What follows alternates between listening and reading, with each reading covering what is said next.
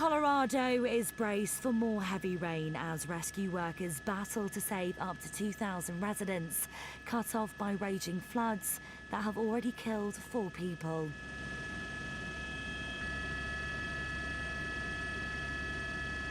Search and rescue teams are using boats and helicopters to pull stranded residents to safety, but 172 people are still missing.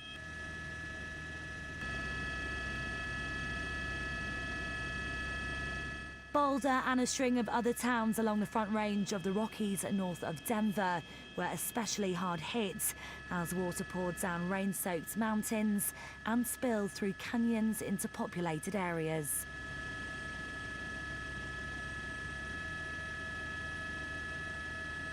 This flooding is the worst in the state since nearly 150 people were killed near Boulder in 1976 by a flash flood along the Big Thompson Canyon.